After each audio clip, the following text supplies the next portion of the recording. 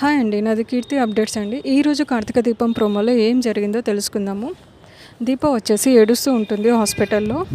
నా కూతురు శౌర్య ఆపరేషన్ కోసం 50,00,000 ఇక నేనే చేయాలి. ఏం చేయాలో అర్థం అవ్వట్లేదు. కార్తీక్ బాబు నాతో అన్ని అబద్ధాలే ఆడుతున్నాడు. తను కూడా ఎంతో ట్రై చేస్తున్నా కూడా ఇప్పటికిప్పుడు ఎవరు అమౌంట్ ఇస్తారని చెప్పి ఆ వినాయకుని దగ్గర అయితే దీప తను గోడు వెళ్ళబోసుకుంటూ కూర్చుంటూ ఉంటుంది. నేను లేవలేని పొజిషన్లో ఉన్నా, నేను చచ్చుబడిపోయినా అని చెప్పి ఏడుస్తూ ఉంటుంది. ఈలోపు జ్యోత్స్న వస్తుంది. నేను నీకు సహాయం చేస్తాను దీప, నన్ను నమ్ము అని చెప్పి జ్యోత్స్న అయితే దీపతో అంటూ ఉంటుందండి. ఈ మాటకు వచ్చేసి దీప ఒక్కసారిగా షాక్ అవుతూ ఉంటుంది. ఇది నిజంగానే చెప్తుందా ఇలా అని చెప్పేసి జ్యోత్స్న మాట్లాడుతూనే ఉంటుంది. ఇప్పుడు శౌర్య ఆపరేషన్ ఖచ్చితంగా చేయాలి. డాక్టర్ రేపు 11 గంటల వరకే మీకు టైం ఇచ్చాడు.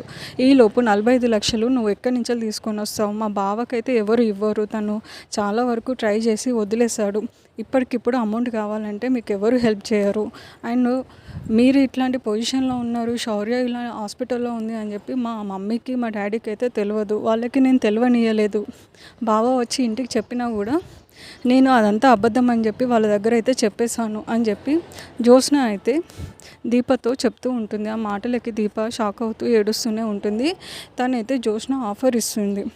నేను ఒక పని చెప్తా, నువ్వు చేస్తాను అంటే ఖచ్చితంగా నేను నీకు 50,00,000 కాదు 1,00,00,000 ఇస్తానని చెప్పి జ్యోత్స్న అంటుంది. ఏంటి అని చెప్పి దీప అడిగితే, నువ్వు నా బావని నాకు ఇచ్చేయాలి అని చెప్పి మాట్లాడుతూ ఉంటుందండి.